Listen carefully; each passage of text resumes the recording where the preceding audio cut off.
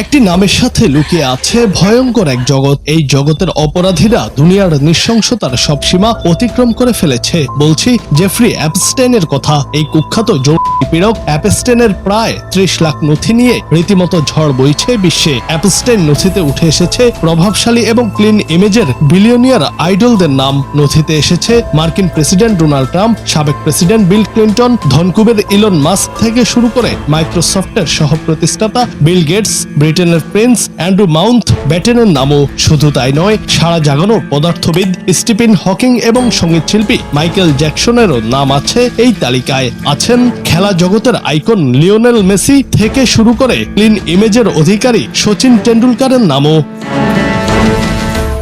অপ্রাপ্ত বয়স্ক মেয়েদের নিয়ে পুনর্বৃত্তির বিশাল নেটওয়ার্ক গড়ে তুলেছেন জেফ্রি অ্যাপস্টেইন। অ্যাপস্টেইনের নথি ঘিরে যখন বিশ্বজুড়ে তোলপাড় চলছে, ঠিক তখনই ব্যতিক্রমী আলোচনায় বেশ কয়েকজন নেতার নাম। তারা হলেন রুশ প্রেসিডেন্ট ভ্লাদিমির পুতিন, ইরানের সর্বোচ্চ ধর্মীয় নেতা আয়াতুল্লাহ আলী খামেনি, চীনের প্রেসিডেন্ট শি জিনপিং এবং উত্তর কোরিয়ার নেতা কিম জং। তাদের নাম এখন পর্যন্ত অ্যাপস্টেইনের নথির কোথাও পাওয়া যায়নি।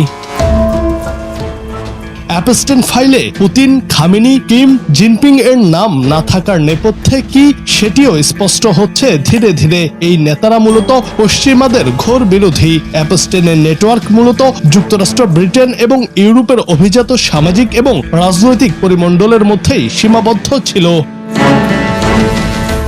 গবেষকরা বলছেন অ্যাপস্টেইন মূলত পশ্চিমা পাওয়ার ব্রোকার হিসেবে কাজ করত। পুতিন, কিম, জিনপিং এর মতো নেতারা শক্তিশালী গোয়েন্দা ব্যবস্থা এবং নিরাপত্তা বলয়ের মধ্যে আছেন। সে কারণে তাদের প্রলুব্ধ করার মতো সাহস দেখাতে পারেনি জেফ্রির নেটওয়ার্ক।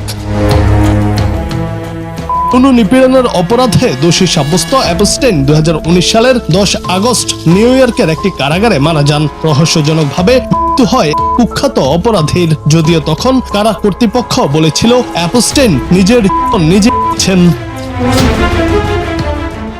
জুনায়েদ আহমেদ, বাংলা টিভি।